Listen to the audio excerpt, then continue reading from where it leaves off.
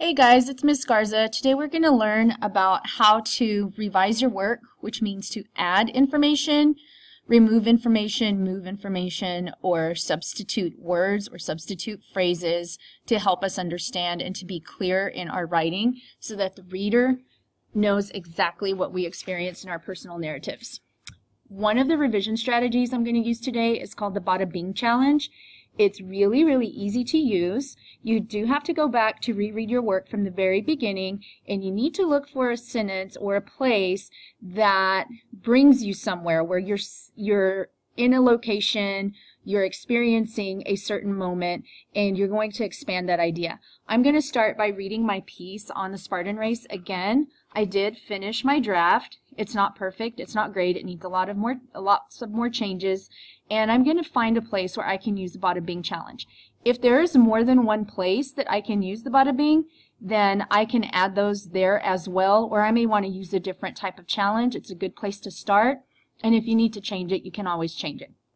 So here's my draft so far after I use the text structure of a memory, and the Bada Bing Challenge is going to help me focus to look at a sentence, write one Bada Bing for one sentence at that moment, and that's going to help me look at where my feet were right then.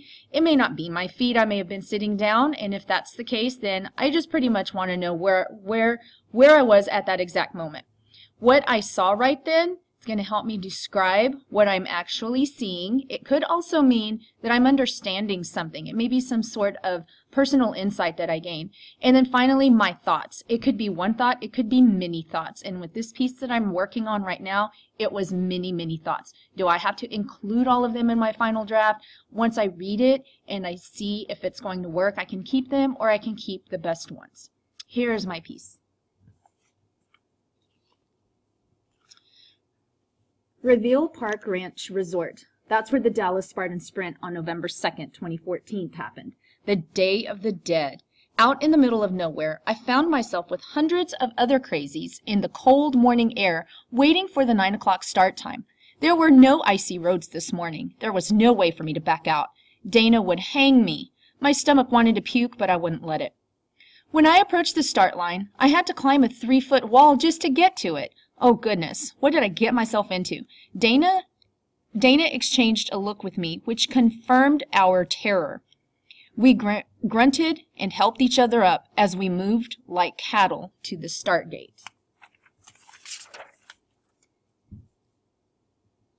My heart thundered. What obstacles would greet us? We were scared out of our pants. The sun began to shine as we crawled under a cargo net and jumped over a few mini obstacles. We got to a 6-foot wall. People helped us climb it. Then, here comes the 8-foot wall. What the what? Fortunately, Lone Star Spartan team members gave us a boost. We started warming up and grinning until we came to a halt. What's the backup? We rounded a corner, and there it was, the creek, a gray creek. I'm not a great swimmer, so I tried to figure out what to do. I couldn't continue through the course unless I went through it. People heckled and booed a girl who tried to walk on the muddy bank, grabbing onto bushes and tree roots. No, this would not be kosher. Dana, if I go down, I'm grabbing onto that big guy and you pull me up. Dead fish floated around us. The stench was as gray as the water. After many challenging obstacles, we made it through. We only failed the rope climb and the spear throw, which required us to do 30 penalty burpees for each one. The slip wall was insane.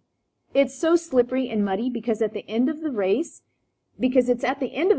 and you have to get into a mud pit to get to it. Finally, we jumped over the fire to make it to the finish line. I was never a great athlete. This race proved I can do anything I'm determined to accomplish. It wasn't easy. Will I do it again? I don't know. The training is extremely difficult to manage. However, I can definitely say I am a Spartan. Aroo! Okay, there are several points where I can add a Bada Bing statement. I slightly went into it with detail here, even though I didn't plan to do that on purpose. It just kind of happened because I got so into this part, because this is one of the sections that was really, really one of the most memorable parts of the race. So even if I wanted to go back and change my piece to only focus on this section, I could do that. So here I'm going to underline the creek part, and I'm going to put a star here because this is a section where I can put a bada bing. The other one that I do want to work on is toward the end of the race. I didn't realize that it was that important until I actually started writing it. And it's the slip wall. And here's my sentence. I'm underlining it. The slip wall was insane. And although I do describe it a little bit, I think adding a bada bing here will make it better. And then if I decide to get rid of these sentences, I can do that because I just kind of gave a summary of what happened here, and I didn't really bring you, the reader, to experience that with me. So I'm going to go ahead and add a bada bing here. If I want to go back to the paragraph that I had on the back of my paper, I can do that as well, but I'm only going to focus on this one so that you can see what I do with this one. On my post-it note, I have a little pack of post-it notes. I drew out the symbols from the Bada Bing challenge sheet, which is right here. So I found my sentence, and it says the slip wall, which technically is an incomplete sentence, but I'm going to use that stylistically to prove a point. That's why I made it choppy and short. I did that on purpose, but I do know that it is technically an incomplete sentence. Where my feet were right then, what my eyes saw right then, and what I thought right then. This is a great place to add that because I don't give you a very clear description of what happened. So I've added that to my post-it note. I'm putting my post-it note right here so that I know that this is where I'm going to add my bada bing, and if I need to blend it with this, I can. If I decide to get rid of the slip wall was insane as well, I can do that. And I thought I had said the slip wall, but I didn't. I said the slip wall was insane. Still, anyhow, I'm going to go ahead and put where my feet were right then. So my feet were stuck in the mud pit we crossed to get to an inclined wall with knotted ropes. The next one is what my eye saw right then.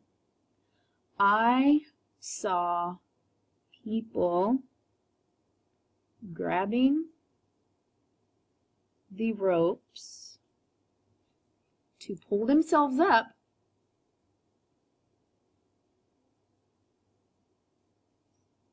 only to slide back down to the bottom to start over. What I thought right then. I thought there is no way I'm falling and starting over. I'm getting this done the first time.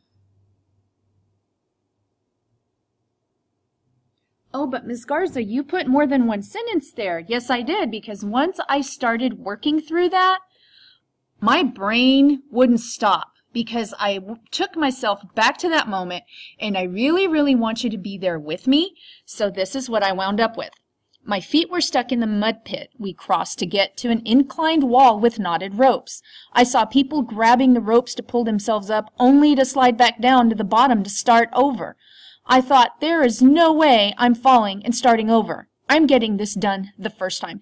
This was crazy. I was already toward the end of the race, and people were falling and slipping, and they'd get up and try again, and they'd slip, and people were helping each other up, and I was bound and determined that I would get up that wall the first time, and I was observing people and looking at the strategy that they were using to get up that rope, and I made it. Did I say it all here? No. Oh, but that's going to take more time for me to write that. Yes, it is, but it's going to be a great, great piece of writing. So this is, look how much I added just by using one bada bing statement. And once I go back, I can add a little piece of Scotch tape here, which is what I'm going to do because sometimes the Post-it notes lose their adhesion and they fall out. So I'm going to put a little piece of tape here. This way, I can still flip this up so I can see what's under here. And then I need to go back and rework my sentences. When I go back to my final, to start working on my draft and start typing this up, then I'm going to look to see, to make sure and reread over and over and over that I continue to take out what I need to take out, because some of these parts here, it's so slippery and muddy because it's at the end of the race and you have to get into a mud pit to get to it. That sentence is not necessary anymore because I went and described that really, really well, so I don't need that sentence anymore, so I can get rid of that. So once I start typing this up, once I get to the slip wall was insane, I'm going to add this sentence, and these two sentences. Then I'm going to just get rid of this, but I'm not going to scratch it out so badly that I can't read it. I'm just going to draw one line through it, because if I do need this or parts of it, I can still read it if I draw one line through it. That's how you do a bada bing statement, and I want you to find at least one place where you can add a bada bing. If you can find more than one place, then go for it. You have my permission to add more than one, and as a writer, you make that decision. So look for one place, underline the sentence that you're going to work with, expand it, and then read the before and after. I think you will like what you did. That's the bada bing statement.